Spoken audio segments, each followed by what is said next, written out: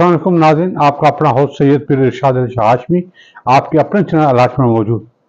जनाब, जैसे कि जैसे जैसे एज बढ़ती है इंसान के तजुर्बात, फिक्रात और फिक्रात बहुत सुलझे हुए होते हैं। चीज़ों को समझने की एक अजीब सी समझ आ जाती है कि चीज़ें क्या है, इंसान क्या है, दुख क्या है, सुख क्या है।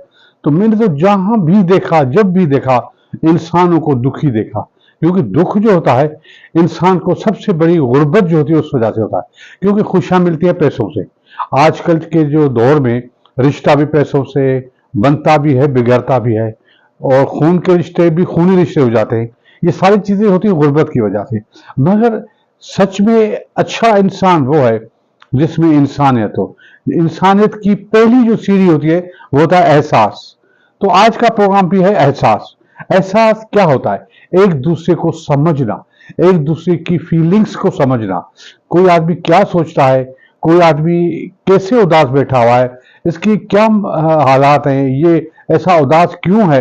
तो जब आदमी इन चीजों को देखता है तो अगर आप में ये समझ है तो आप कम से कम किसी को ढारस दे सकते हैं, किसी को एहसास करके उसको महसूस कराएं कि आपका दुख मुझे भी है। आपके क्योंकि अल्लाह करीम ने एक सिस्टम बनाया हुआ है, एक सिस्टम बनाया हुआ है कि इंसान इंसान के काम आए। इसीलिए इस कायनात का जो बेसिक है वो हुकूकुल इबाद है। तो कहते हैं कि मैंने बहुत सारे लोगों को देखा कि दुखी होते हैं। कोई मोहब्बत में दुखी होता है, कोई औलाद की वजह से दुखी होता है, कोई गुर्बत की वजह से दुखी होता है, कोई किसी के जाने से दुखी होता है, किसी के आने से दुखी होता है। मतलब बहुत सारी चीजें होती है। इंसान को ज्यादातर इस दुनिया में दुख ही दुख मिलते हैं। तो एक नौजवान जो मोहब्बत में नाकाम हुआ, तो जिस तरह उसने हंसते हुए रोया, ये एक ऐसी वीडियो थी जो मुझे बहुत ही अच्छी लगी, हार्ट टचिंग, जो दिल को छू जाती है। तो मैंने सोचा मैं आपसे शेयर करूं कि देखो ये भी एक एहसास है, जो हंस के रोए और दुख को छुपाए। ये एक बड़ी सी कैफियत है। कमाल इस नौजवान पर जिसने ये परफॉर्मेंस दी, सुभान अल्लाह। आइए देखें। अच्छा, फिर क्या हुआ? फिर मैंने उसे भी जाने दिया जिसके जाने से मेरी जान जाती थी। न बेचैन होके तुमसे मिला। जनाब, उसके बाद दुख का जो एहसास होता है वो आंसुओं का इजहार है। आंसू बहेंगे तो इजहार होगा। तो कुछ लोग दुख में तो सब रोते हैं, मगर कभी कभी खुशियां जो होती हैं वो भी रुलाती हैं। किसी को पाने की खुशी, कहीं जाने की खुशी, रोजगार मिलने की खुशी, जगह मिलने की खुशी, नौकरी मिलने की खुशी। तो ये जो खुशी होती है तो आदमी अंदर से टूट के बिखर जाता है कि ए अल्लाह, तेरा शुक्र है कि तूने ये मुझे खुशी दी। तो आज एक वीडियो में आपसे शेयर करता हूं कि कुछ दूल्हे हैं जिन्होंने शायद मोहब्बत की शादी की, बड़ी मुश्किलों से उनको वो पसंदीदा दुल्हने मिली। तो जिस तरह वो रो के अपनी खुशी का इजहार करें, कमाल की चीज है। आइए आपको दिखाएं, ये देखें।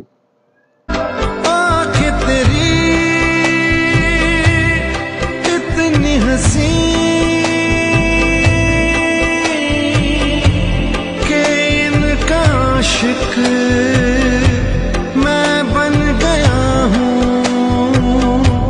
मुझको बसा ले इनमें तू।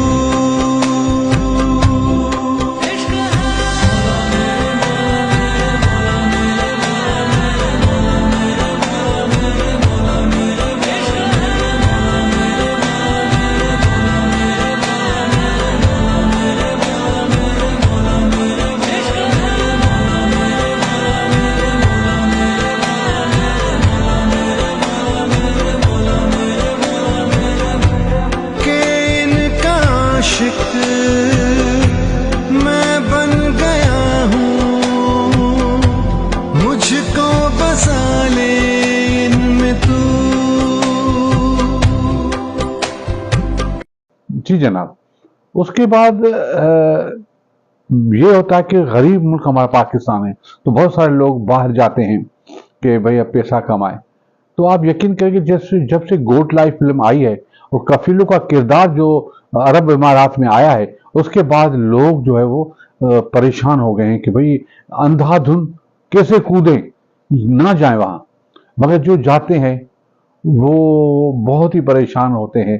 तो एक बच्चा नौजवान है, एयरपोर्ट पर रो रहा है, परदेश में है, पता नहीं क्यों रो रहा है। उसका रोना ऐसा है, वो एक रियलिटी वीडियो है, कोई किसी ने बनाई नहीं, किसी ने शूट की है। वो रो रहा है, उसने छुपके से उसकी वीडियो बना ली, रो रहा है। या तो किसी का इंतजार है, या तो जाने की खुशी है और परेशानी है, उसका जाना नहीं हो रहा। मगर एयरपोर्ट की जो राहदारी पर हाथ पकड़ के जो रो रहा है, वो बिलक बिलक के सच में रुला देता है। आइए आपको दिखाएं। असां दूर वतन तू हो गया, ओ कर याद वतन को रो पिया, तकदीर लिखे दी अरशां ते, साडे लेख च लिखियां दूरियां ने, असां करनियां नित मजदूरियां ने, ओ रब साईं लिख छोड़ी रोजी विच परदेसां दे,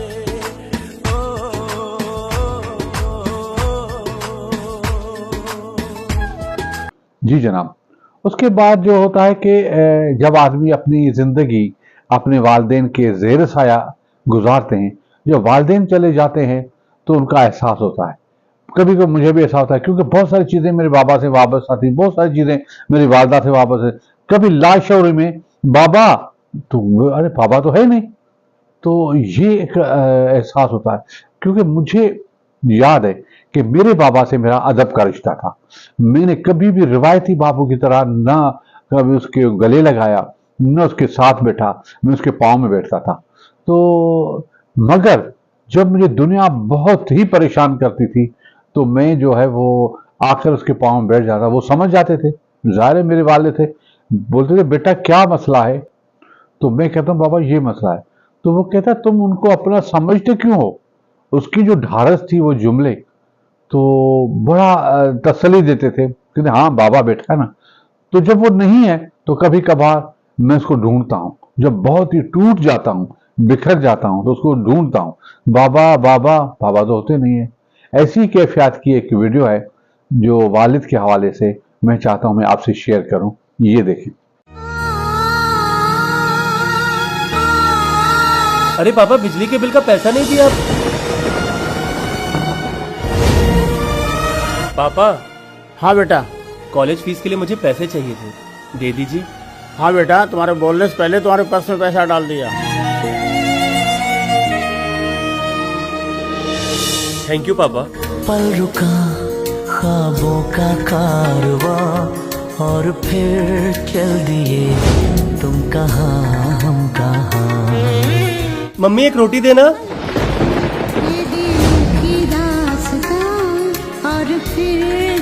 अरे मम्मी मैं खा चुका, पेट भर के क्यों रख रही हो रोटी? अरे कहाँ खाया बेटा, अभी 2 ही रोटी तो खाया। क्या 2 रोटी खाया कमजोर मम्मी? होता जा रहा है। जबरदस्ती मत रखा करो खाना थाली में। माँ बाप जब तक जिंदा है उनकी कद्र करें, उनकी इज्जत करें, उनको समय दें।